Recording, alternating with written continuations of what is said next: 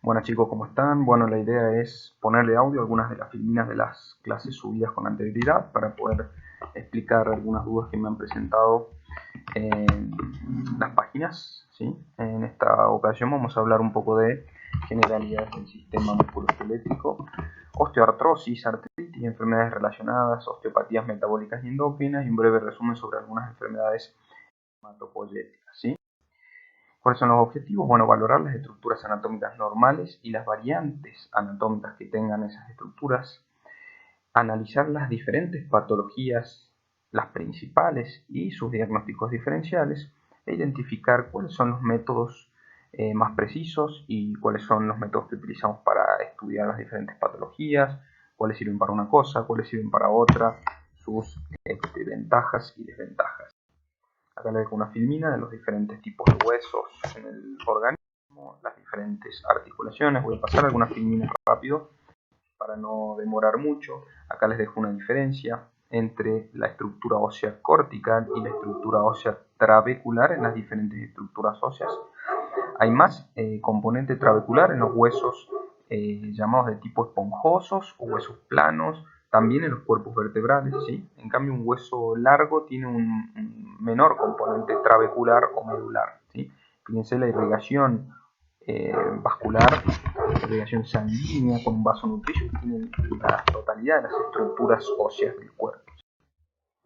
Esto es un breve resumen de cómo una evolución en la vida de la persona, cómo es la evolución de la médula ósea, el componente medular de la estructura ósea. Por ejemplo, este es un fémur, en donde vemos que está totalmente de color rojizo, representado de esta manera por una médula ósea roja, ¿sí? Que es la que tenemos al nacer, y va a ir perdiendo esta capacidad de ser hematopoyéticamente activa con el pasar del tiempo, ¿sí? Se va transformando esa médula hematopoyéticamente activa, generadora de células sanguíneas, en una médula ósea grasa, ¿sí? Amarilla, por eso se le dice médula ósea roja o amarilla, por la capacidad de generar elementos de la sangre o la cantidad de componente graso. Esto es hematopoyéticamente inactivo, ¿sí? Y esto hematopoyéticamente activo. Fíjense cómo va con los años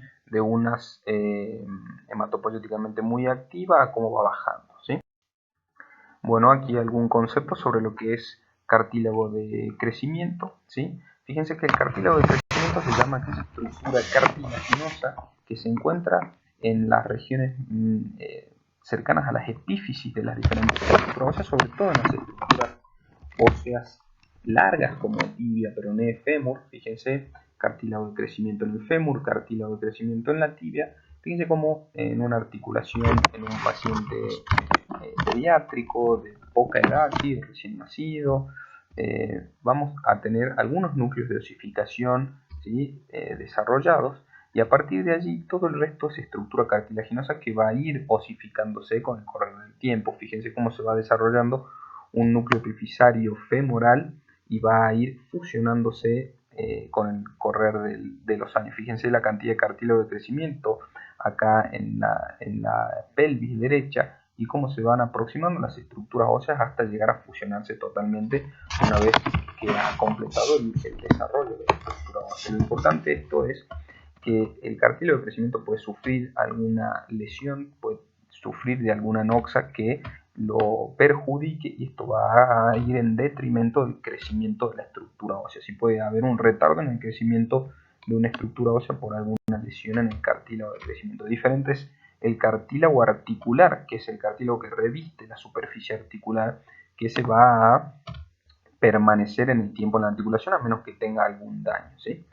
Esto, cuando termina la etapa de crecimiento, ¿sí? Esto se fusiona y se cierra y el hueso deja de crecer. Las preguntas que nos hacemos siempre ante una determinada patología es qué tipo de estudio vamos a solicitar, y eso va a depender mucho del tipo de lesión que estemos sospechando, ¿sí? La presentación clínica, la disponibilidad de métodos que tengamos, ¿sí? El costo de ese método, si va a ser accesible para la persona o no, también la experiencia profesional para el desarrollo del método que tengamos a disposición, las contraindicaciones de ese método y otros temas, por ejemplo, alergias a contrastes, etcétera, ¿sí? Vamos a pasar rápidamente por cada método, cuál sería su indicación y para qué es útil. Fíjense, la radiología simple es generalmente el método por el que iniciamos el algoritmo diagnóstico. Si siempre que tenemos algún tipo de patología osteoarticular, primero hacemos una radiografía simple que nos va a dar un pantallazo, un panorama en general de dónde estamos parados, ¿sí? A partir de ella depende si nos quedarán dudas o no, o si vemos alguna lesión que debería ser estudiada con mayor profundidad, podemos pasar a otro método, ¿sí? Entonces esto es generalmente con lo que iniciamos un estudio osteoarticular, ¿sí? Que es muy bueno para valoración de estructura ósea, para relaciones articulares, ¿sí? Pero no es tan bueno como para ver estructuras de partes blandas. Sí, podemos ver tejidos blandos, pero es en un contraste de grises muy escaso y por ahí no va a ser de mucha utilidad, ¿sí? ¿Cuál es la importancia en la radiología simple? Siempre tratar de evaluar el par radiológico. ¿A qué me refiero con par radiológico? Un frente y un perfil de la estructura que estemos analizando. Por ejemplo, acá les muestro algunos ejemplos. Fíjense, si tuviéramos solo el frente de esta estructura ósea, que es un fémur, vamos a ver que tenemos una lesión medio expansiva, osteolítica, con algún área de mayor componente óseo, podría ser algún componente blástico de la lesión, o sea, una lesión mixta que tiene parte de ruptura ósea o deformación ósea, por ejemplo, mayor esclerosis, y algún componente extraóseo como expansivo de este lado, ¿sí? Fíjense de este lado una pequeña superposición tal vez de estructura ósea, no lo podemos saber con un solo plano, pero si le hacemos un perfil al estudio, a la lesión, vamos a ver que la gran mayoría de la lesión es exofítica, como que se sale de la estructura ósea. Fíjense que es como que crece hacia afuera, ¿sí? Entonces es muy importante, fíjense que en esta no lo podríamos haber evaluado, y acá hay otro claro ejemplo. En una radiografía de frente tenemos tres lesiones que prácticamente son idénticas. Fijamos en la estructura, vamos a ver que una es interna y otra es externa hacia adelante y otra es externa hacia atrás. Entonces lo importante es hacer un perfil para poder ver exactamente de qué estamos hablando, ¿sí? Con respecto a la valoración de la radiografía simple, fíjense estos ejemplos. Tengo una radiografía simple sin ninguna estructura a estudiar, ¿sí? Tengo una radiografía simple con una estructura, podría ser, por ejemplo, una bala, ¿sí? O un hueso, una estructura ósea totalmente compacta. Y fíjense cómo va a repercutir en la imagen. Todo esto se ha velado, por eso está negro, y en esta parte de acá que la vemos blanca, el rayo no ha superado la imagen. Entonces me da la imagen de una estructura totalmente densa. Ahora, en una estructura ósea, como por ejemplo un metacarpiano, donde tenemos cortical, medular, trabecular y cortical, el haz de rayo va a impactar en todas esas estructuras. Por ejemplo, acá tenemos anatómicamente un corte de anatomía patológica de un hueso y vamos a ver que el rayo pasa por todos estos sectores, ¿sí? Entonces acá pasa por cortical únicamente y acá pasa por cortical, médula y cortical. Esa es la diferencia que se va a formar en esta radiografía, por ejemplo, o como vemos acá, cortical, medular, cortical, ¿sí? Se entiende el dibujito, el esquema en dibujo de por qué se ve esta imagen así en una estructura ósea tubular como un hueso metacarpiano. Hay patologías que nos van a dar una menor densidad en la estructura ósea, es una pérdida de la densidad de la estructura ósea, por ejemplo la osteoporosis. Fíjense que hay un claro ejemplo de cambios degenerativos por osteoporosis, se pierde ese patrón habitual de trabécula ósea en la vértebra, ¿sí? Eso hace que pierda también su fortaleza ósea, y fíjense las disminuciones de alturas de los cuerpos vertebrales, ¿sí? Y lo único que mantiene un poco la densidad ósea es los platillos vertebrales, las corticales de los platillos vertebrales. Pero fíjense la debilidad vertebral cómo colapsa por pérdida de la densidad ósea. Fíjense una artritis reumatoide también, como las corticales están afinadas, ¿sí? En este caso una artritis reumatoide, pero como son finas las corticales, y prácticamente no hay un engrosamiento cortical y es puramente medular. Y otro ejemplo, por ejemplo, lesiones osteolíticas. Fíjense este manchón más negrito acá en la calota craneana, otro un poco más visible, ¿sí? Estas son metástasis que han erosionado la estructura ósea, metástasis osteolíticas, osteo y lisis, ¿sí? Eso significa osteolítica, ruptura de la estructura ósea. Acá hay otros ejemplos, ¿sí? Osteomalacia, raquitismo, ¿sí? El Payet, ya lo vamos a ver, también genera disminución o aumento de la densidad ósea. Tiene varias etapas, incluso una mixta que conjuga disminución de la densidad ósea con aumento de la densidad ósea.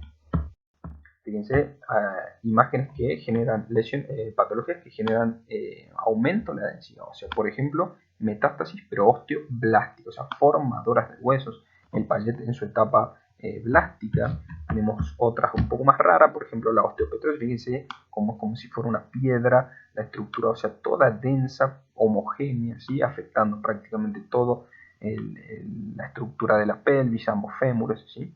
Por ejemplo, esto es un tumor óseo benigno, el osteoma, que es formador de hueso, y este es el Payet en su etapa formadora de hueso osteoblástico. Pero no todas las imágenes que vayamos a ver en la estructura ósea son necesariamente patológicas. Fíjense estos tres ejemplos, no importan los nombres propios, pero fíjense que podemos tener imágenes de aumento o disminución de la densidad ósea que no necesariamente van a ser patológicas. Por ejemplo, en este caso, imágenes puntiformes de mayor densidad ósea o radiopacas. ¿Sí? Estas bandas lineales, como se ven tanto en el fémur como en la tibia, o estas imágenes también puntiformes de mayor densidad. La tomografía computada, en lo que respecta a la valoración osteoarticular, va a ser muy buena para la evaluación de la cortical de la estructura ósea. Fíjense, bien nítida la cortical. Y para ver trabéculas, fíjense cómo vemos las trabéculas que pueden estar alteradas en algunas zonas, ¿sí?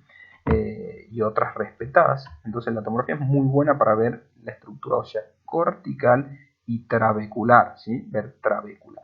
No va a ser tan buena para ver el componente de lo que es la médula ósea como la resonancia, pero es buena para ver trabéculas, ¿sí? Para ver si hay alguna diferencia entre sano y patológico, ¿sí?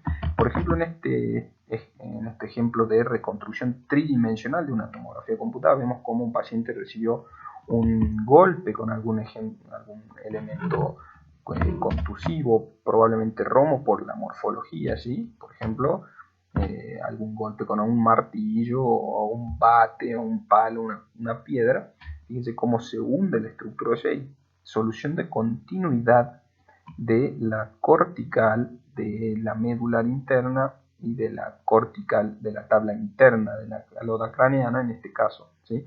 Fíjense cómo acá hay elementos que traspasan la estructura ósea, ¿sí? Y fíjense como en una lesión por proyectil de arma de fuego, como hay también una ruptura de estructuras óseas bilaterales con hematomas, ¿sí? Hematoma de partes blandas y el trayecto del proyectil. En este caso vemos una diferencia entre una radiografía simple y una tomografía computada, como que podemos llegar a evaluar que hay una imagen radiolúcida, ¿sí? Como una imagen osteolítica, podría ser que afine la cortical de este lado, ¿sí? Y fíjense cómo se ve en una tomografía computada una lesión de idénticas características a esta con mucha mejor nitidez, ¿sí? Como les comenté, no es tan buena para ver médula ósea como la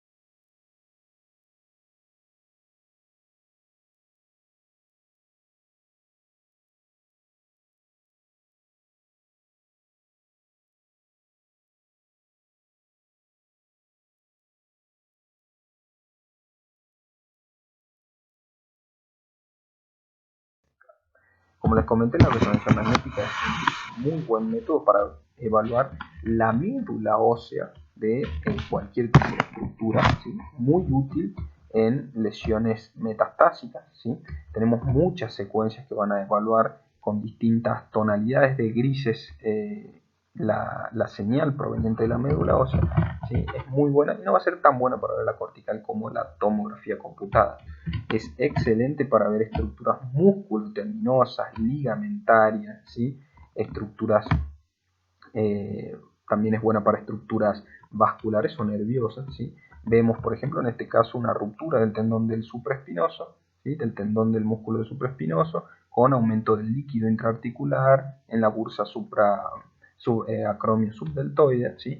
Por ejemplo, en una resonancia magnética de muñeca vemos radio, cúbito, huesos del carpo y vemos el fibrocartílago triangular en su composición normal. Y en este caso vemos como hay una solución de continuidad, discontinuidad de las fibras del fibrocartílago triangular con ruptura, ¿sí? Un poco más de líquido intraarticular a nivel radiocúbito-carpiano e intercarpiano con pasaje de líquido hacia la articulación entre el radio y el cúbito. Y esto es lo que le mencionaba anteriormente, cartílago de crecimiento, paciente de edad tal vez pediátrica o adolescente que todavía no ha fusionado el cartílago de crecimiento, ¿sí?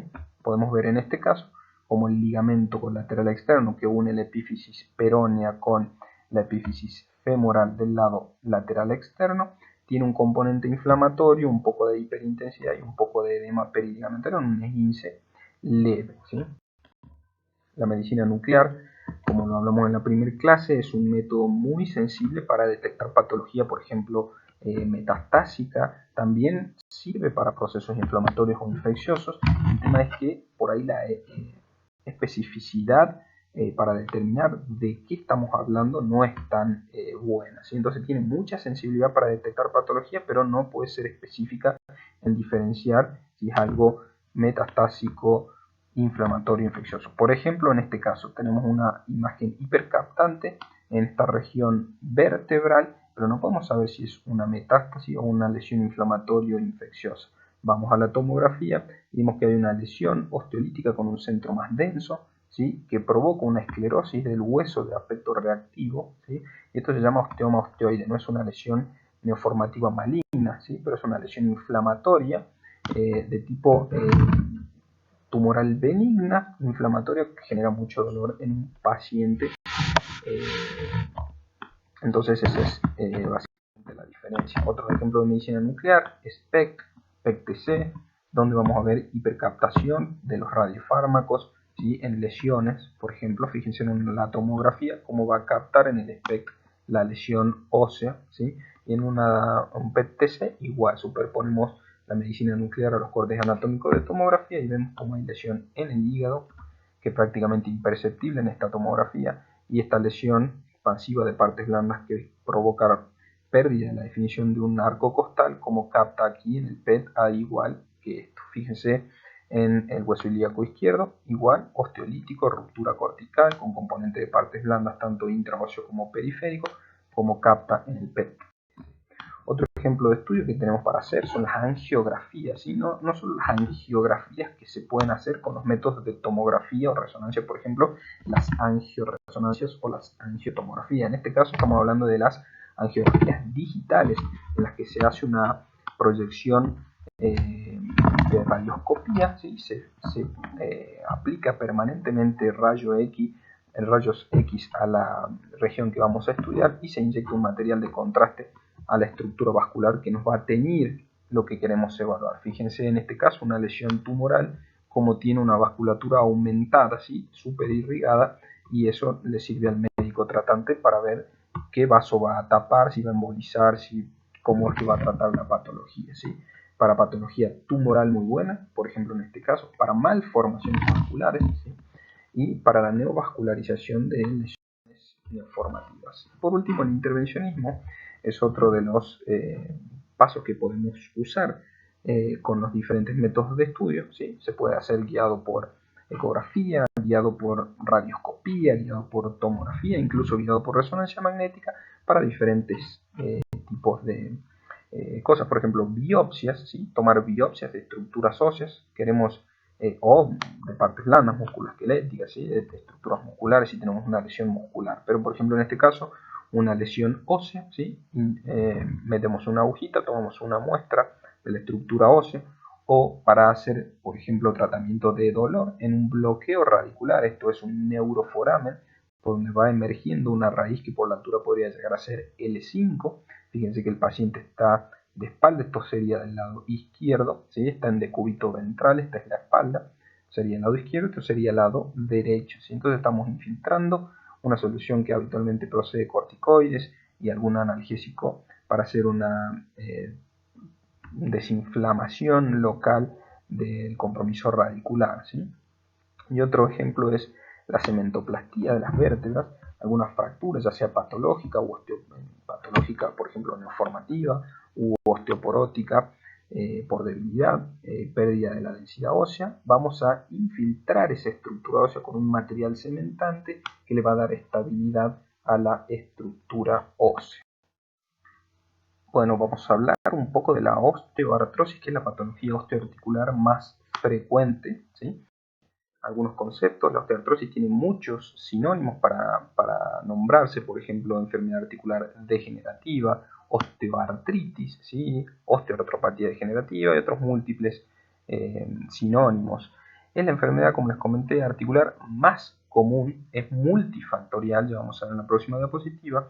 La prevalencia aumenta con la edad, sobre todo después de los 70-75 años, hasta el 80% de las personas van a tener algún tipo de cambio degenerativo por la cronicidad, ¿sí? Esto no tiene cura, sí puede tener algún tipo de tratamiento sintomático o enlentecimiento en la progresión, pero no tienen cura este tipo de proceso degenerativo. Sí hay tanto tratamiento sintomático como, por ejemplo, tratamiento quirúrgico de reemplazos articulares. Es bastante incapacitante en grados avanzados, ¿sí? Es un gran problema en la salud pública porque esto genera múltiples consultas a los médicos, ¿sí? Porque generan mucha incapacidad en la movilidad, limitación en los movimientos, dolor, ¿sí? Es un gran problema en la salud pública y son los motivos más comunes de reemplazos totales de articulaciones, ¿sí? Por ejemplo de cadera o de rodilla, eso significan estas siglas, reemplazo total de cadera o de rodilla. Vamos a ver, la clínica habitualmente es dolor, rigidez articular, limitación al movimiento y en etapas ya más avanzadas. Por ejemplo, en este caso, ¿sí? En este caso, vemos ya deformidad articular, ¿sí? ¿Dónde es que afectan más frecuentemente? En las manos, en las caderas y en las rodillas, ¿sí? Por ejemplo, en estas articulaciones interfalángicas distales o en la articulación trapecio metacarpiano, ¿sí?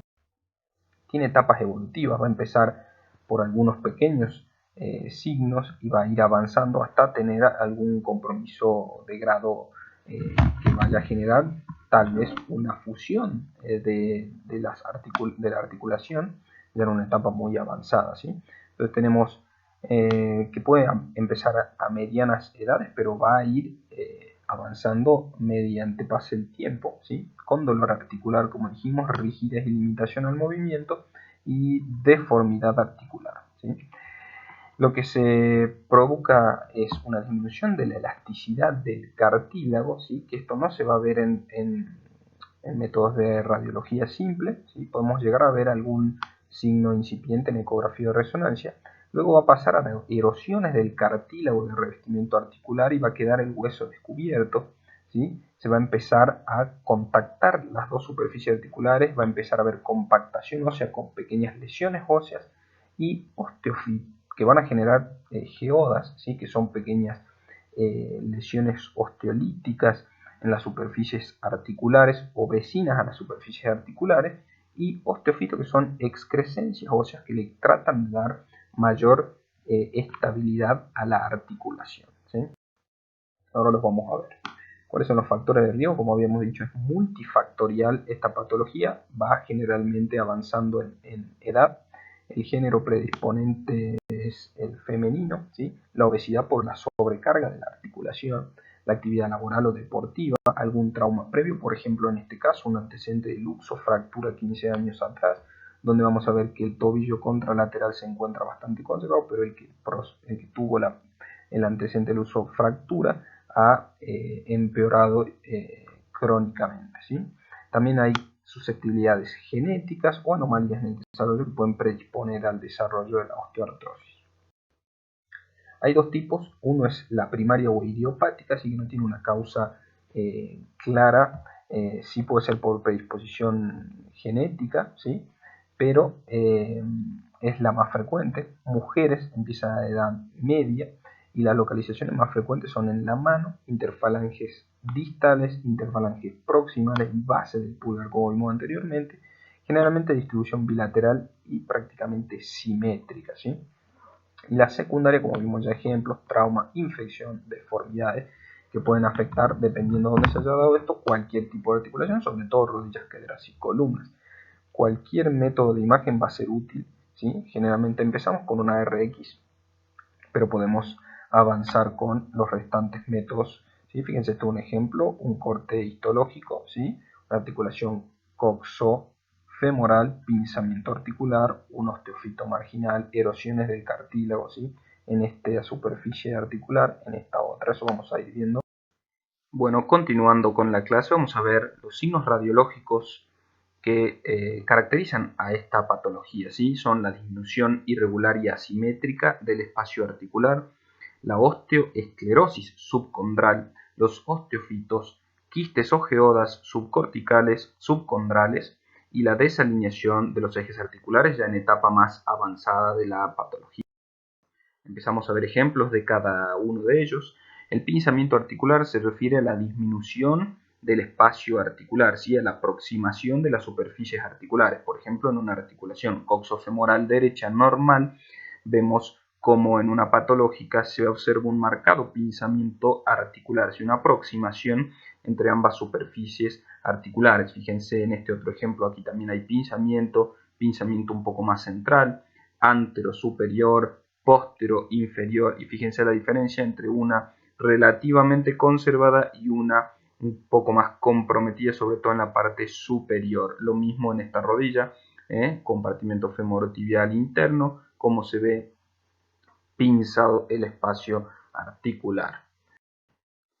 Otro signo es la esclerosis ósea subcondral, ¿sí? Por el impacto en la estructura ósea, ¿sí? La compactación ósea se va a provocar como una reacción del hueso a la injuria o a la noxa permanente del contacto superficie con superficie, cuando ya ha perdido el cartílago de revestimiento articular. Entonces trata de defenderse formando un hueso más compacto, y por eso se ve la esclerosis o el aumento de la densidad de la estructura ósea. Fíjense en las diferentes articulaciones, incluso en la columna vertebral, en una escoliosis, como la convexidad hacia la izquierda hace que estas superficies se presenten con mayor contacto, ¿sí? En cambio, estas del lado más abierto de la curva no tienen la esclerosis que presenta el lado derecho, ¿sí? Vamos a ver los osteofitos, que son unas exostosis o unas proliferaciones óseas anormales que se van generando en un principio en forma leve y pequeñas, y si la patología sigue avanzando pueden ir aumentando su tamaño y número, ¿sí? Lo que hace el osteofito es darle una mayor sustentación, una mayor base de sustentación a la articulación, que se va a ver comprometida, porque no solo se va a afectar la estructura ósea en una articulación en esta patología, sino que va a haber laxitud ligamentaria, ¿sí? Son articulaciones que están comprometidas en forma global. Entonces lo que hace el osteofito es tratar de estabilizar un poco más la articulación. El osteofito cuenta con sustancia tanto trabecular como cortical del hueso, como una continuidad del hueso, ¿sí? Vamos a ver después las diferencias con otros términos. Fíjense, también se pueden dar en la columna vertebral, radiografía y tomografía, y en las, por ejemplo, interfalángicas distales de los dedos. En cualquier tipo de articulación se van a dar estos cambios degenerativos con producción osteofitaria marginal, ¿sí? Los entesofitos son como producciones osteofitarias, son como osteofitos, pero en un sitio de inserción tendinosa que genera tracción permanente y va aumentando como su base de inserción, va tratando de hacerse más firme esa esa inserción, por eso se produce esta proliferación ósea, por ejemplo, en la inserción del tendón de Aquiles o en la fascia plantar, formando el espolón calcáneo conocido. Este es el ligamento nucal, ¿sí?, que va a traccionar del hueso occipital.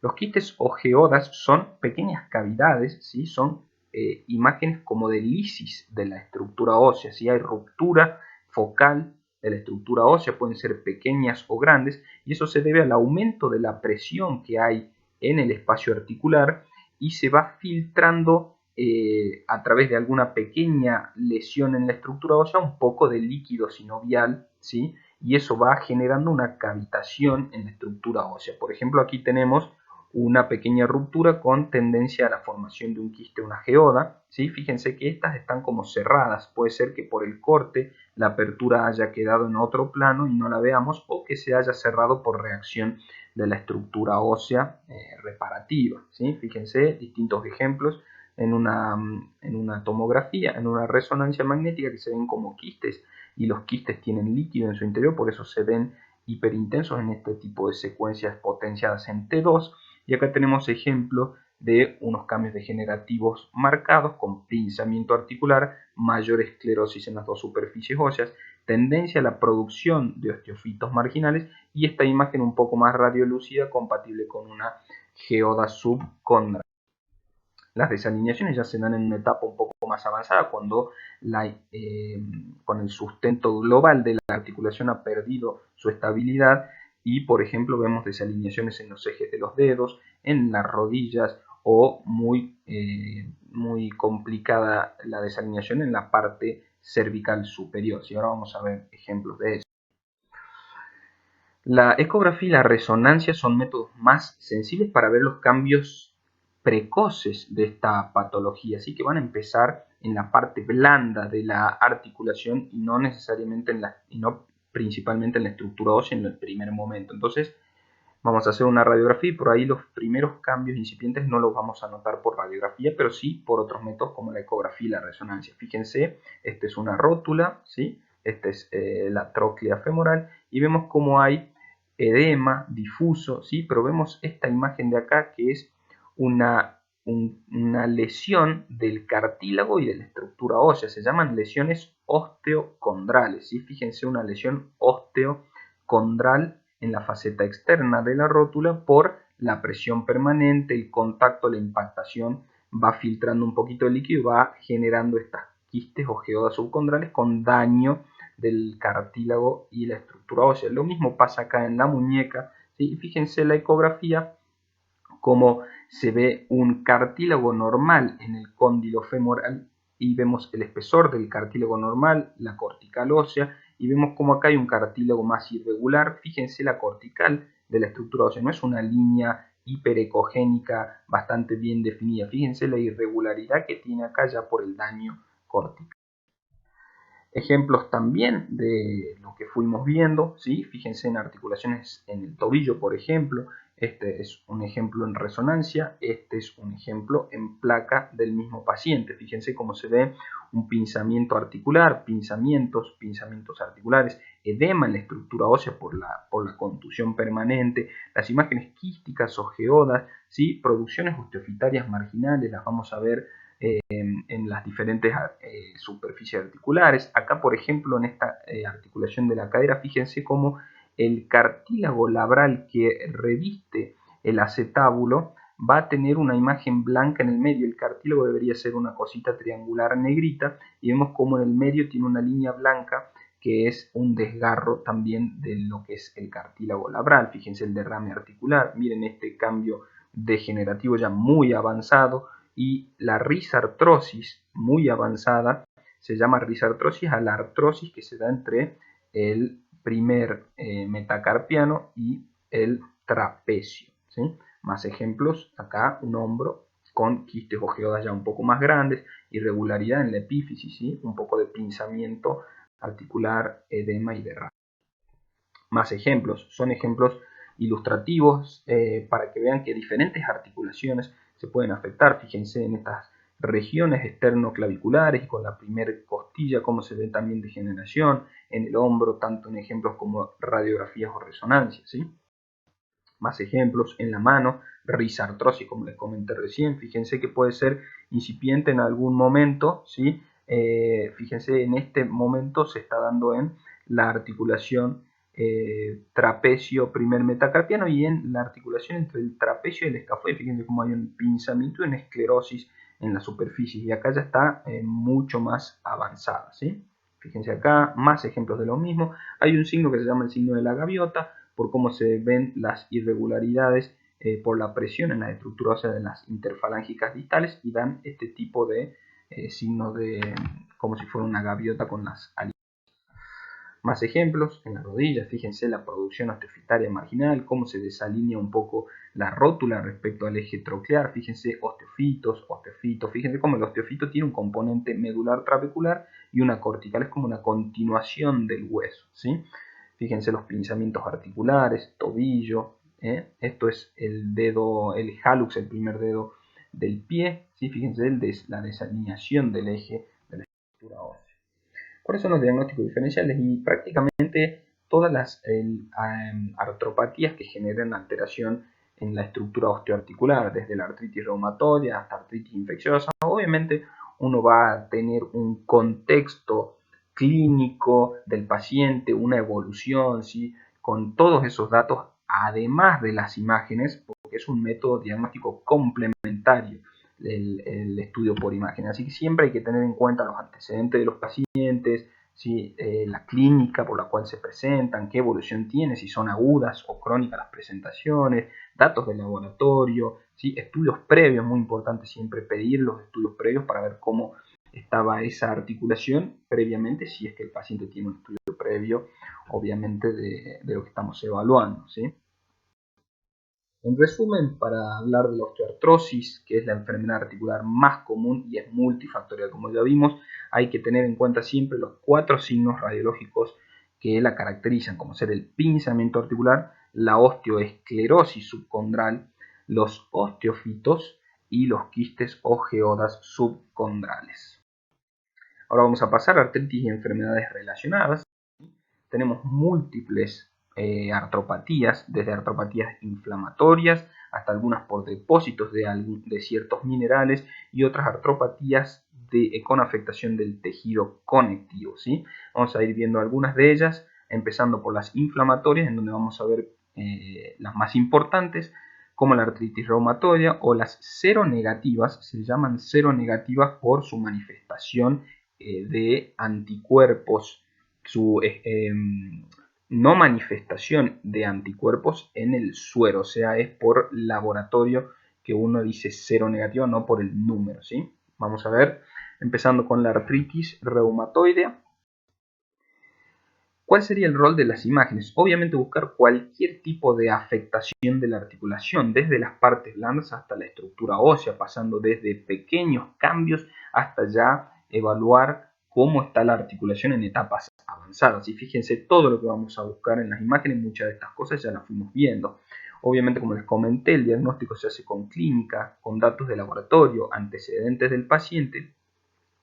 Y el primer método que siempre vamos a pedir es una radiografía simple, que va a evaluar la morfología de la articulación, de las lesiones que tenga la articulación y la distribución de esta patología, si afecta a una sola articulación, si afecta a varias articulaciones, cuáles son las articulaciones que afecta, ¿sí? Si afecta lo que es el esqueleto apendicular, o sea, los miembros superiores, miembros inferiores, o si afecta el esqueleto axial, por ejemplo, la columna vertebral o las articulaciones entre el sacro y los huesos ilíacos y las articulaciones.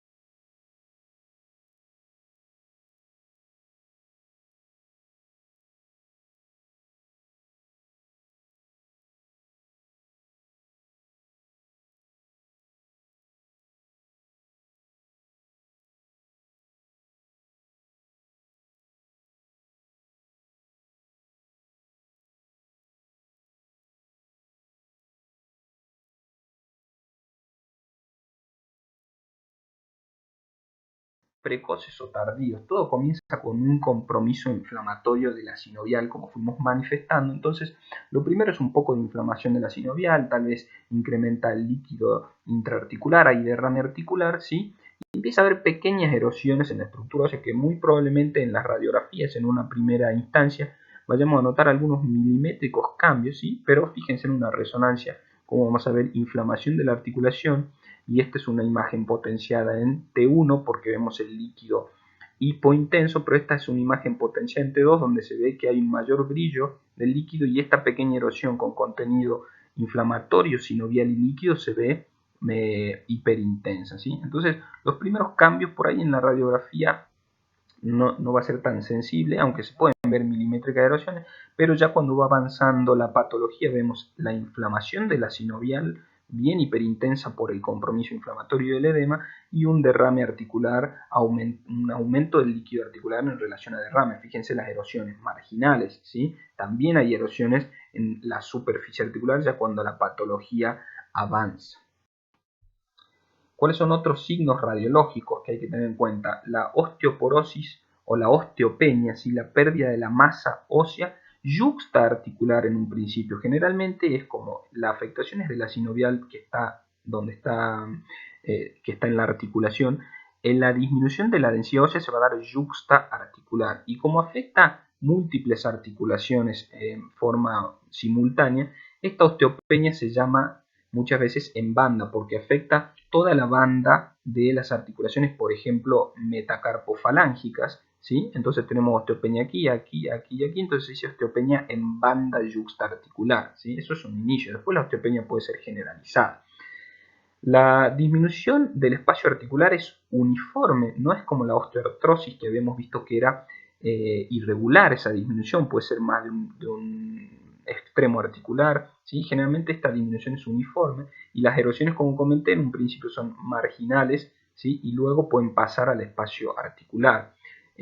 Hay generalmente un gran compromiso inflamatorio de las partes blandas por este compromiso sinovial y puede llegar a haber en etapas más avanzadas. Y entonces, como habíamos dicho, etapa inicial, aumento de las partes blandas por la tumefacción y el derrame articular, la osteoporosis yuxtaarticular en banda, ¿sí?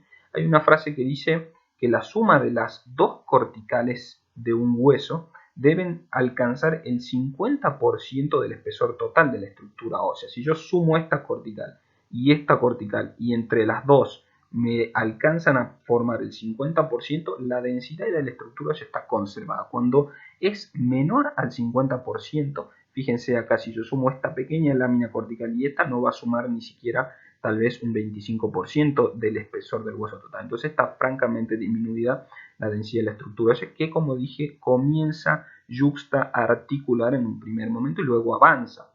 Lo que vamos a ver son pequeñas erosiones marginales, ¿sí? Marginales en un primer momento, ¿sí? Y esto va a indicar el proceso de agresividad, la progresión de la agresividad de esta enfermedad, ¿sí? ¿Cuáles son los hallazgos en la fase tardía? Obviamente las luxaciones o subluxaciones, ya cuando la articulación está marcadamente afectada, ¿sí? Deformaciones con nombres típicos en los dedos, dedo en boutonniere, dedo en martillo, dedo en cuello de cine, tienen múltiples nombres por la forma, ahora vamos a ver en otra filmina, ¿sí? Osteopenia ya en forma difusa, erosiones más extensas, ¿sí? No solo marginales, sino que ya afectan la articulación y puede llegar a haber anquilosis de lo que es una articulación, es una fusión que pierda la movilidad normal esa articulación. Hay otra terminología que es desviación en ráfaga cubital, como si hubiese venido un viento y haya soplado los dedos hacia el lado cubital. Fíjense que el pulgar está hacia el lado del radio, o sea, hacia el lado externo, en la posición anatómica normal, que es con la palma hacia arriba en supinación. ¿Sí? El pulgar queda externo. Entonces, el cúbito está del lado interno y la desviación de los dedos es en ráfaga cubital. En el pie puede ser tanto en ráfaga tibial como peronea. Y esto es algo muy importante a tener en cuenta, que es la posibilidad de que se genere una afectación en la columna cervical, se genere el panus. El panus en la artritis reumatoidea es a lo que llamamos al gran compromiso inflamatorio de esa sinovial, ¿sí? El PANUS significa eso, el compromiso inflamatorio sinovial marcado, exacerbado, que lo que va a hacer es generar la erosión ósea, por ejemplo, de la apófisis odontoides de C2. Fíjense la diferencia entre esta relación con C1 del lado derecho y esta relación con C1 con la masa articular izquierda de C1, como hubo mucha erosión de este lado. Eso genera un compromiso de los ligamentos que mantienen una buena relación articular. Ustedes recuerden que C1 es como un anillo, ¿sí? Y la apófisis odontoides está circundada anteriormente por el arco anterior de C1, y acá hay muchas estructuras ligamentarias que los mantienen unidas para que no suceda, por ejemplo, esto, una laxitud ligamentaria, ruptura ligamentaria, una marcada separación entre la apófisis odontoides y el arco anterior de C1 en una flexión cervical. Eso que genera la posibilidad de que C2 se introduzca en el foramen magno y genere la compresión basilar, afectando la porción bulbo-medular, comprometiendo centros de control específicos como el centro de la respiración. Eso puede ser muy grave, ¿sí? Fíjense el compromiso, el PANUS, la inflamación sinovial de esta articulación a nivel de C1, C2 atloaxoidea, ¿sí? Acá están los ejemplos de las deformidades de los dedos. Este es el dedo en boutonniere, ¿sí? Tienen nombres propios por las distintas alteraciones que se generan en las estructuras musculotendinosas y ligamentarias, ¿sí? Fíjense cómo es el dedo en boutonniere. Tiene hiperextensión metacarpofalángica, ¿sí? Tiene una hiperextensión, una flexión en la interfalángica proximal y una hiperextensión en la interfalángica distal. Este es el grafiquito y un ejemplo en la RX. El dedo en martillo, ¿sí? Fíjense cómo el tendón que genera la extensión del dedo pierde su función, se ha lesionado, entonces la falange cae y tiene esta flexión interfalángica distal. Un ejemplo, ¿sí? Fíjense ejemplos en RX. Y el dedo en cuello de cisne, fíjense que tiene hiperextensión interfalángica proximal y flexión de la interfalángica distal. Acá tenemos ejemplos de las diferentes articulaciones. Acá hay más ejemplos, fíjense, en las articulaciones de la mano, ¿sí? Fíjense, interfalángicas proximales y metacarpofalángicas son generalmente las que más se afectan en la artritis reumatoide, sobre todo las metacarpofalángicas, ¿sí? Recuerden, osteoartrosis afecta un poco más lo que es interfalángica distal, y artritis reumatoide, metacarpofalángicas e interfalángicas proximales. Fíjense acá en una muñeca, mucho edema, compromiso sinovial, acá comprometiendo a una estructura tendinosa, ¿sí? Fíjense cómo hay líquido rodeando al tendón, derrame articular, edema de partes blandas, y fíjense esta erosión en la estructura ósea. Ahora vamos a pasar a las espondiloartropatías seronegativas. Recuerden, cero de suero, ¿sí? De manifestación en el laboratorio, no de cero en número. ¿Qué es lo que significa cero negativa? Que no presentan manifestación del factor reumatoide, ¿sí? Entonces buscan el factor, tienen una artropatía inflamatoria y no saben por dónde viene, si es una artritis reumatoide o otro tipo de artropatía inflamatoria, y van a buscar el factor reumatoide en el laboratorio. Si el factor reumatoide da negativo, hay una posibilidad de que sea artritis reumatoide, porque hasta un 25% puede dar negativo, pero ya nos puede ir orientando a los otros tipos de artropatías que son seronegativas, ¿sí?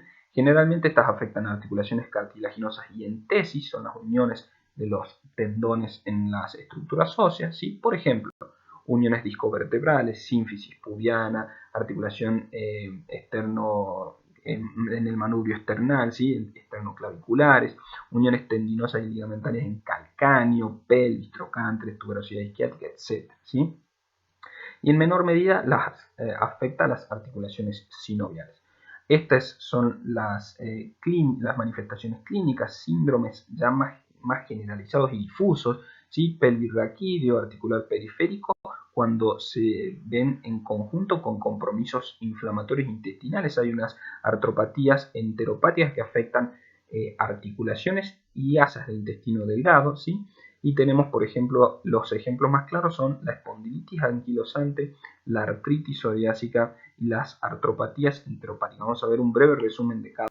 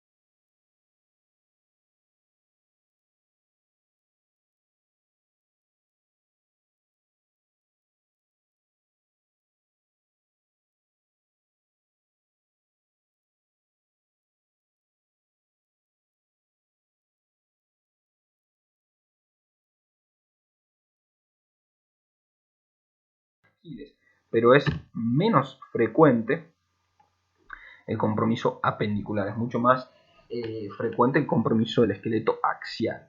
Fíjense, las articulaciones sacroiliacas se ven afectadas en esta patología en un inicio en forma leve, ¿sí? Van a empezar a pinzárselos. En un principio el compromiso inflamatorio expande un poco la articulación, ¿sí? Y luego eso se va a ir esclerosando, pinzando la articulación y generando pérdida. Fíjense en este ejemplo, una articulación que puede verse la línea articular, de este lado también, huesos ilíacos, el sacro, y fíjense que en una etapa avanzada ya vemos como hay una pequeña línea, pinzamiento, incluso de este lado prácticamente imperceptible, ¿sí? Fíjense ejemplos de radiografías, ejemplos de resonancias con edema subcondral, ¿sí? Algunas pequeñas irregularidades y erosiones. Fíjense la esclerosis en una tomografía computada, cómo se ven pequeñas erosiones subcorticales en la estructura ósea, comparando con una radiografía normal. Entonces, la sacroileitis, ¿sí? Sacroileitis es la primera manifestación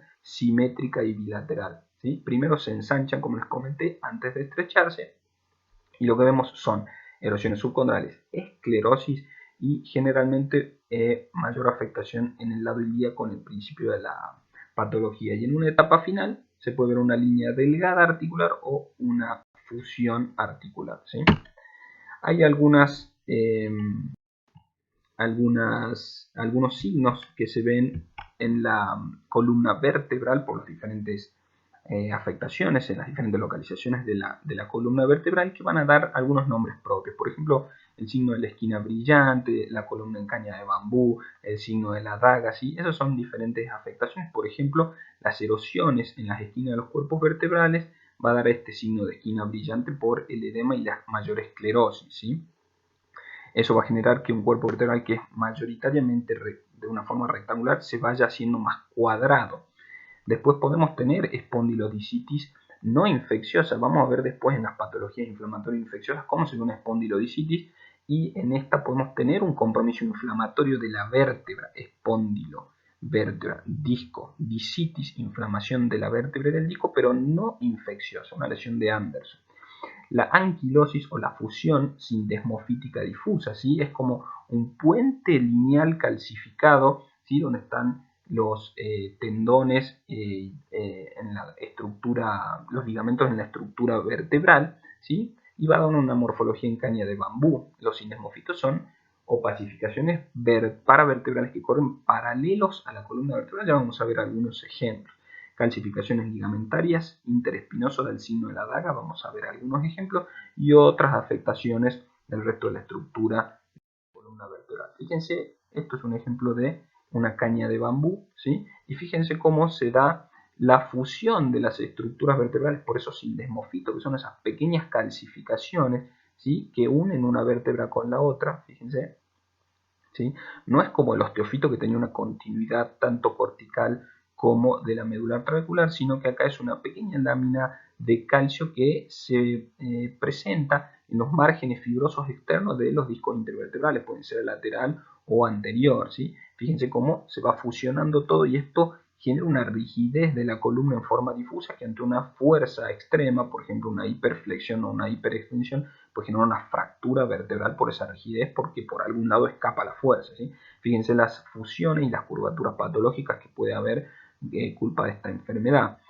Acá tenemos un pequeño sindesmofito, pero lo interesante es ver cómo hay cuadratura de los cuerpos vertebrales, y los cuerpos vertebrales se ven más cuadrados. Este es el signo de la esquina brillante en RX, en resonancia magnética, y fíjense las lesiones de lo que es cuerpo vertebral y disco en imágenes que pueden simular una espondilodicitis infecciosa, pero es no infecciosa. Y esta es la calcificación del ligamento interespinoso. Recuerdan que las apófisis espinosas son las que están posteriores, ¿sí? Aquí atrás, y hay ligamentos que las unen entre sí. Cuando se calcifica ese ligamento, da este signo de la daga. Hay otro signo que es el signo de las vías del tren, que es las calcificaciones de estas sindemofíticas más el signo de la daga simulan el signo de una vía de tren. Esto es lo que llamamos ectasia dural. Miren la dilatación del saco que contiene el líquido cefalorraquídeo, aquí en el raquis lumbar, ¿sí? Una dilatación focal. Eso también es un signo que se puede ver en las espondilitis anquilosantes. Pasamos a la artritis psoriásica. La psoriasis, habrán escuchado hablar de la psoriasis, que es una patología que afecta el tejido dérmico, ¿sí? Dermoepidérmico. Es una dermatosis que afecta hasta un 1 o 2% de la población, es bastante frecuente. La diferencia entre hombres y mujeres es prácticamente nula, se afecta por igual, una edad de inicio entre 30 y 50 años como prevalente, ¿sí? Y en relación al compromiso articular nos va a dar una rigidez matutina, como lo veníamos viendo con la artritis reumatoide, ¿sí? Alguna clínica similar. Dolor, dactilitis es inflamación de los dedos, ¿sí? Se da un tipo de compromiso que se llama dedo en salchicha por cómo se inflama el dedo, parece una salchicha, ¿sí? Y generalmente afecta pocas articulaciones, no afecta una cantidad extrema de articulaciones, sino que es una oligoartritis. ¿Sí? Recuerden, mono una articulación, oligo algunas articulaciones y poli múltiples articulaciones. ¿Cómo es la distribución? A diferencia de la artritis reumatoide, esta es bilateral y asimétrica, ¿sí? ¿Y qué es lo que afecta? Las interfalanges, las articulaciones interfalángicas proximales y distales de la mano, respetando algunos dedos, no va a afectar a todos los dedos a la misma vez. Afecta también los pies, las articulaciones sacroiliacas, igual que la espondilitis anquilosante, y también la columna vertebral. ¿Cuáles son los signos radiológicos comunes de esta patología? Vamos a ver que generalmente la mineralización de la estructura ósea es normal o se encuentra conservada por lo menos en las primeras etapas de la enfermedad, no así como veíamos en la artritis reumatoide, pero también va a haber pérdida del espacio articular, va a haber erosiones marginales con posterior afectación central, lo mismo que la artritis reumatoide. Hay proliferaciones óseas, hay exostosis, hay periostitis, hay excrescencias irregulares, ¿sí? Hay tumefacción, como les comenté, de las partes blandas, pero en forma más difusa, no explícitamente bien periarticulares, sino que pueden afectar en forma un poco más difusa, y va a haber un signo que se llama el telescopaje articular, como un telescopio cuando se va introduciendo una parte del telescopio adentro de la otra. Este signo se llama cuando una estructura ósea, por ejemplo una falange, al verse tan erosionada se encima arriba de la otra falange, y de este tipo de...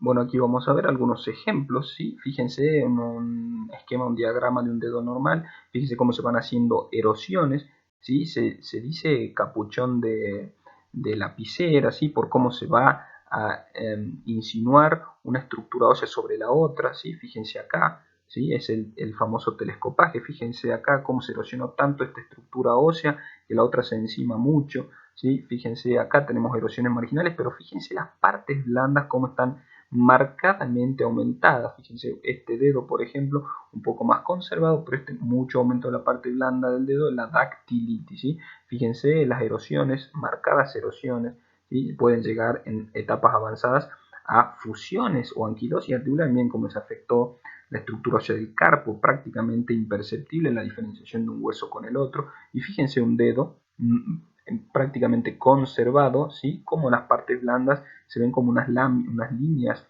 de color grisáceo, ¿sí? Y fíjense la inflamación de las partes blandas que presenta este compromiso articular y la inflamación circundante, ¿sí?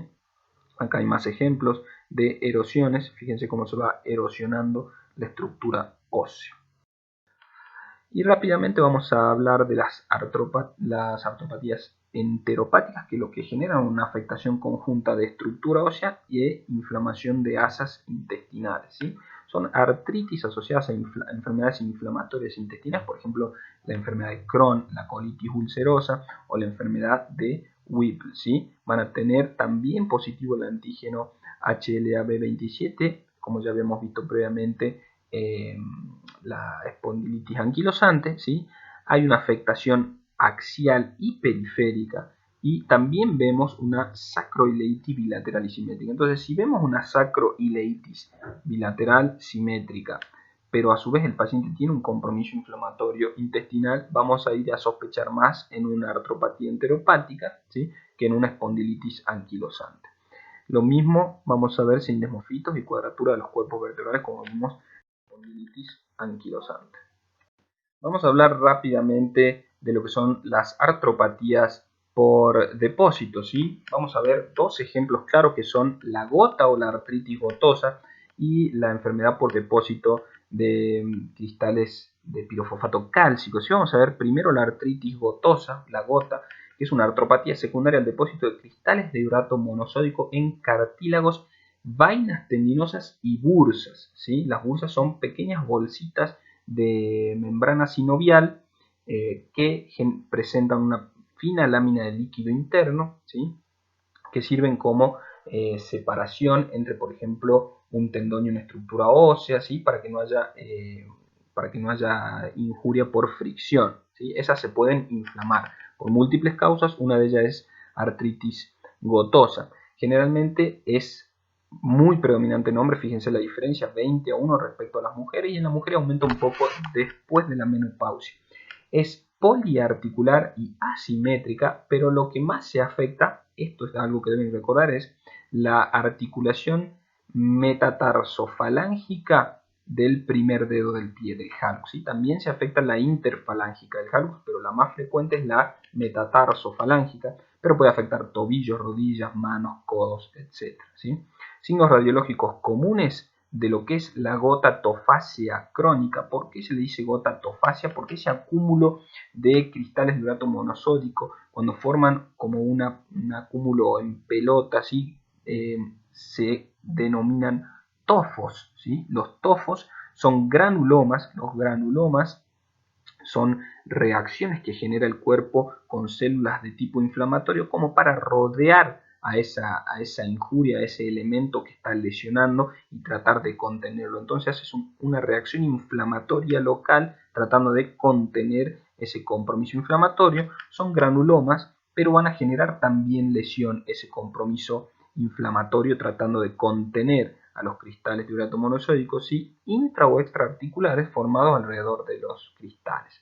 Entonces lo que vamos a ver es una mineralización ósea normal, lo mismo que en la psoriasis, ¿sí? Acá no hay osteopenia como en la artritis reumatoide, pero en este caso hay preservación del espacio articular, no hay pinzamiento articular.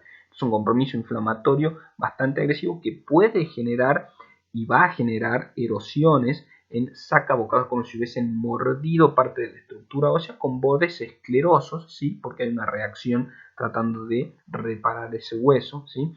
Y hay espiculaciones óseas, ¿sí? El borde cortical como colgante de erosión. Vamos a ver algunos ejemplos. Fíjense esto, como en sacabocado, como si hubiesen mordido la articulación, acá se depositan los cristales, ¿sí? Y viene la reacción granulomatosa inflamatoria para contenerlos, mucha erosión ósea. Fíjense que la densidad ósea alrededor está conservada, no hay pinzamiento articular, puede haber leve pinzamiento, pero no es lo que se caracteriza, ¿sí? Y fíjense estas espiculaciones colgantes del hueso, como si hubiese sido una mordida de lo que es la estructura ósea. Fíjense, metatarsofalángica lo que más se afecta, pero por ejemplo en este caso metatarsofalángica e interfalángica. Fíjense en un ejemplo de resonancia, la inflamación difusa que presenta la estructura ósea, y fíjense en un corte axial del pie cómo vemos las erosiones, ¿sí? De la estructura ósea con todo este compromiso inflamatorio granulomatoso, ¿sí? Rodeando a la articulación. Miren en un codo el tofo, la acumulación de estos cristales con el compromiso inflamatorio. Esto es un tofo, ¿sí? Y esto ya se ve más en una cronicidad. Al principio se depositan los cristales,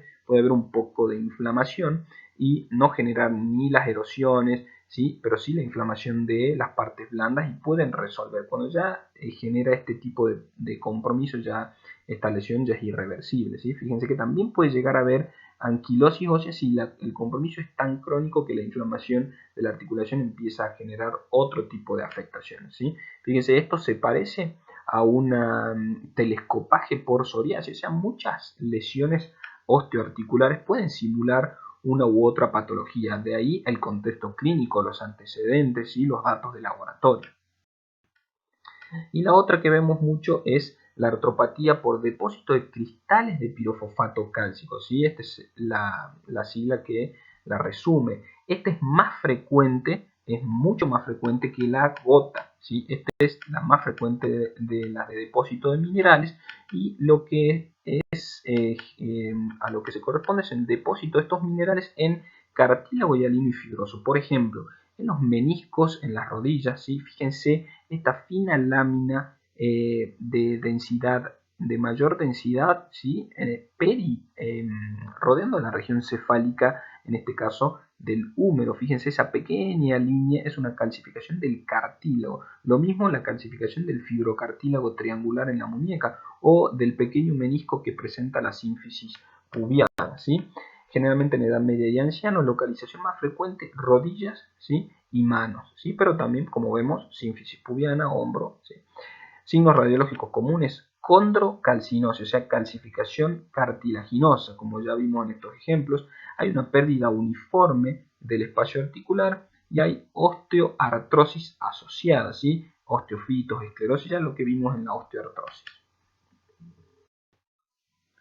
El otro tipo de artropatía que vemos son las artropatías del tejido conectivo. Por ejemplo, este tipo de patologías como la esclerodermia, ¿sí? Que es una enfermedad multisistémica que afecta los tejidos blandos con fibrosis dérmica y órganos internos, ¿sí? Y lo que va a hacer en el esqueleto óseo es unas afectaciones características en las manos que van a generar acroosteolisis, o sea, lisis ósea de los extremos distales de los dedos se van a hacer como puntiformes, y además afecta a la piel, entonces la esclerosis de la piel los hace bien tensos. Puede haber calcificaciones subcutáneas, como en este caso, ¿sí? Y atrofia, como les comenté, de los tejidos blandos. Esta es una de las compromisos más conocidos de esta enfermedad, ¿sí? Otro ejemplo de estas artropatías del tejido conectivo son la dermatomiositis, y lo que caracteriza esta patología es calcificación en las partes blandas, generalmente en las raíces de los miembros inferiores o de los miembros superiores. Fíjense, todas estas calcificaciones de la estructura muscular proximal, ¿sí? Asociado a un compromiso dérmico también, por eso se llama dermatomiositis. La afectación articular es poco frecuente, pero puede haber una osteoporosis yuxtaarticular. Hay algunos diagnósticos diferenciales como la miositis osificante. Fíjense que hay una osificación muscular acá en estas partes blandas adyacentes al fémur, ¿sí? Y esto puede ser por un traumatismo, hubo un hematoma y se calcificó el hematoma, ¿sí? Una miositis osificante, o una calcinosis cutis, que es otro de los diagnósticos diferenciales. Fíjense las calcificaciones de las partes. Lupus o eritematoso, otra enfermedad reumatológica sistémica difusa que afecta más a mujeres, ¿sí? Tiene una poliartritis, ¿sí? Fíjense, una poliartritis afecta múltiples articulaciones a la misma vez. La artropatía generalmente es deformante pero no erosiva, ¿sí?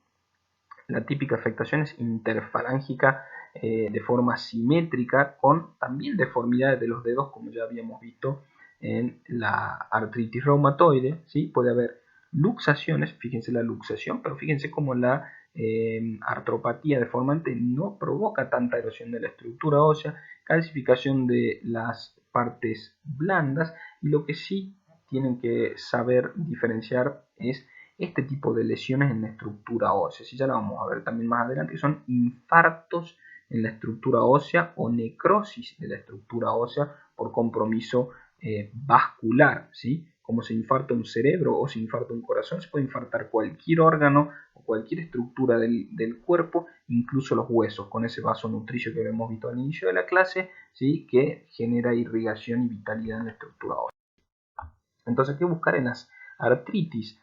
Ya vimos todos estos ejemplos, ¿sí? Para que los repasen en las diferentes diapositivas y patologías, ¿sí? Acá hay un repaso para ver qué es todo lo que hay que evaluar cuando uno sospecha algún tipo de artritis.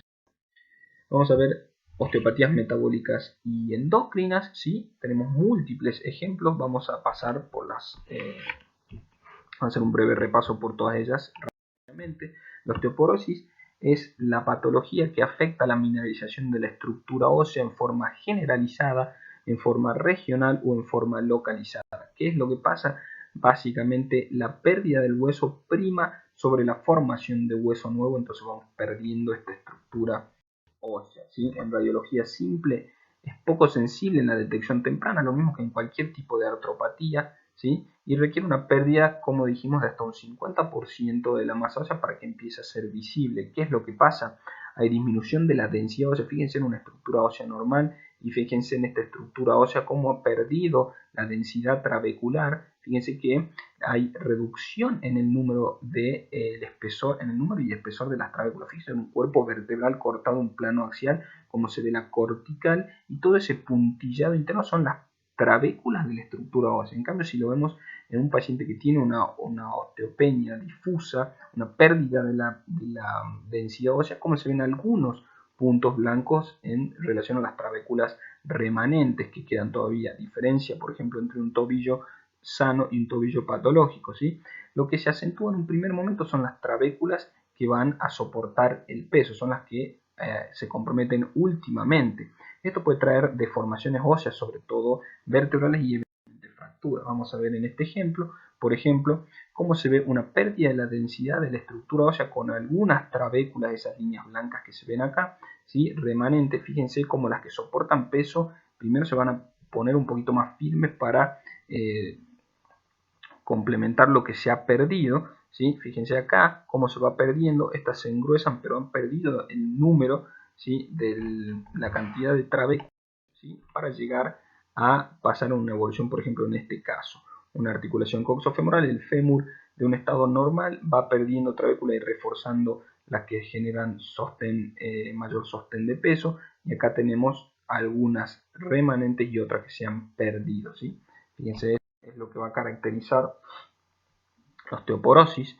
Miren la cantidad de compromisos vertebrales diferentes que podemos tener por la pérdida de las trabéculas sucesivas, la debilidad en la estructura ósea y el colapso vertebral porque no sustentan el peso del cuerpo, ¿sí? Fíjense acá, pérdida de las trabéculas es una leve esclerosis lineal de las plataformas vertebrales y colapsos parciales hasta fracturas por la debilidad ósea, ¿sí?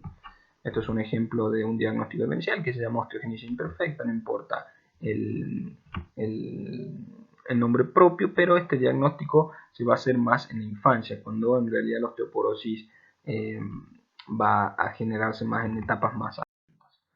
Ojo con las fracturas osteoporóticas, porque muchas veces pueden pasar desapercibidas en estudios, por ejemplo, de radiología simple, y vamos a una resonancia y vemos un trazo de fractura a nivel radial. Y también con las fracturas por estrés, y esto es un concepto que tienen que tener en cuenta, que son fracturas que se generan por un estrés en la región ósea, por ejemplo, donde se inserta algún tipo de estructura tendinosa o donde el hueso presenta su mayor sitio de sostén de peso e impacto, ¿sí? Por ejemplo, en este caso en el fémur hubo una pequeña fractura de la estructura ósea que no fue traumática, sino que fue por un estrés permanente, y vemos el sitio de inflamación de la estructura ósea con edema, esa pequeña línea de fractura, ¿sí? Fíjense otros ejemplos de fracturas osteoporóticas, ¿sí? Fíjense cómo se colapsan las estructuras óseas, ¿sí? Hay algunas que manifiestan una evolución más reciente, otras más crónicas, eso lo vamos a ver más adelante. Hay dos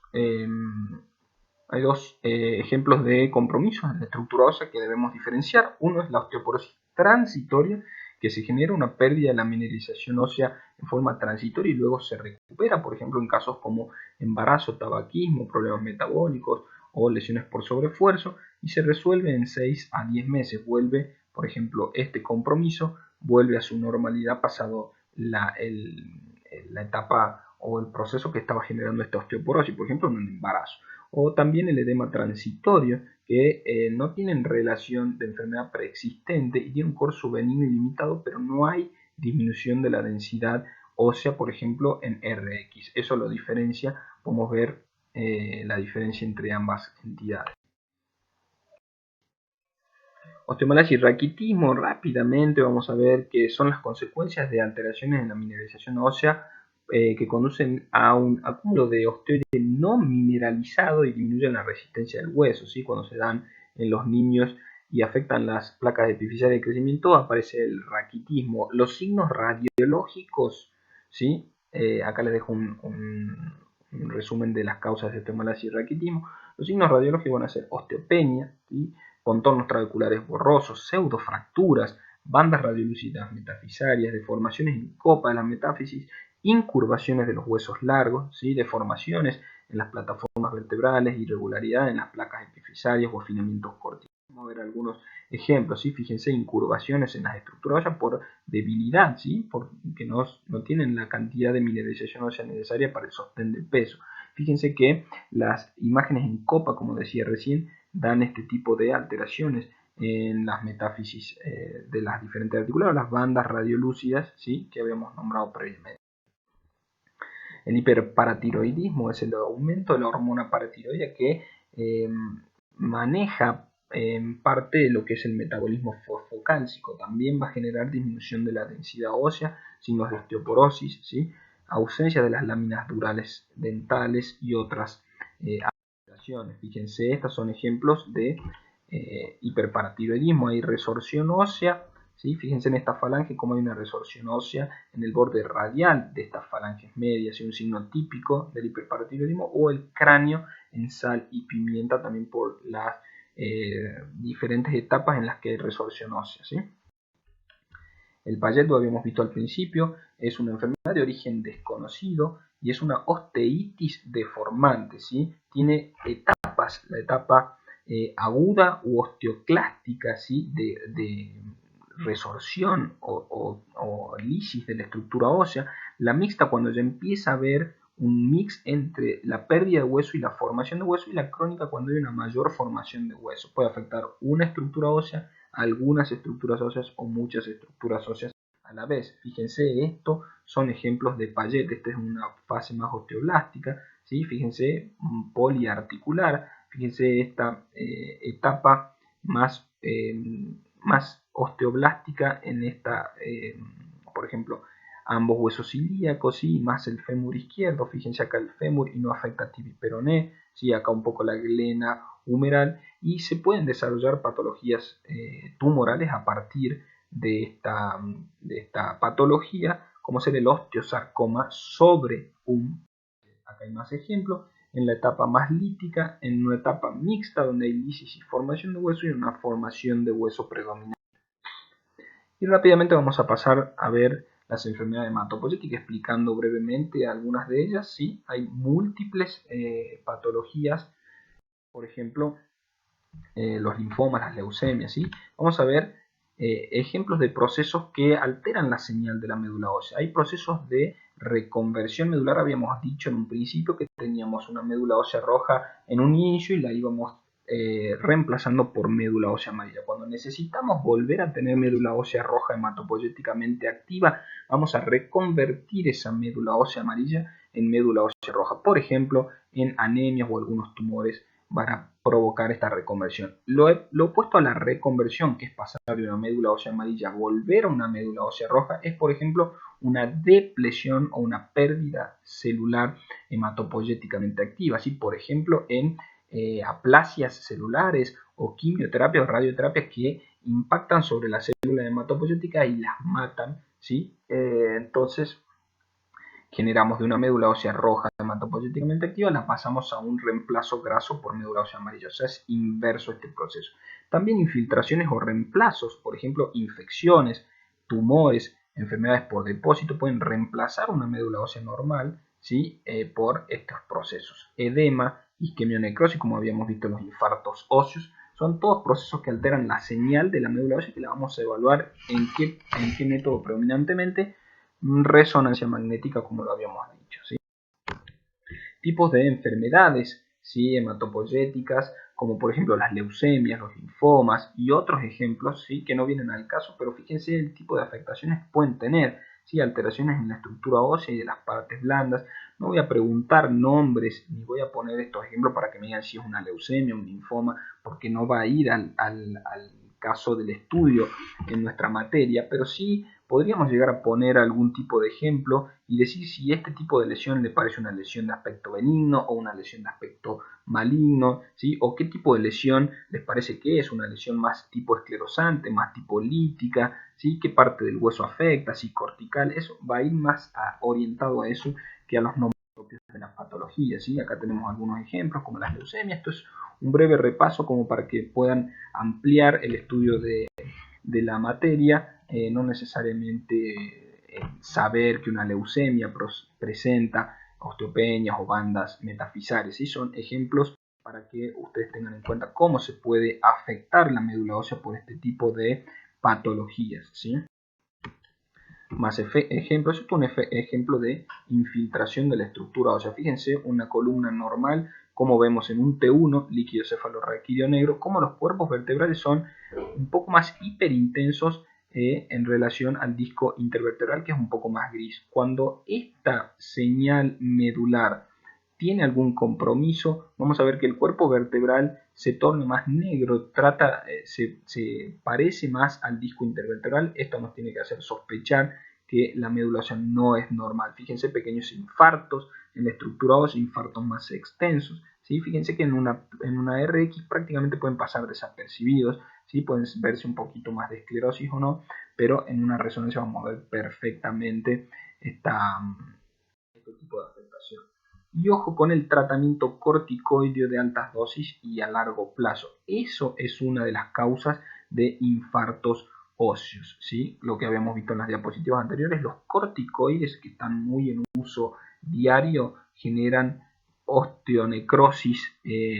No se sabe bien aún la causa, pero generalmente es porque aumentan los lípidos en sangre y eso obstruyen los pequeños vasos, ¿sí? Eso genera las isquemias o las osteonecrosis óseas. Bueno, era esto una breve comentario sobre las diapositivas de la clase. Espero que les sirvan y estoy atento a los comentarios en la página. Saludos.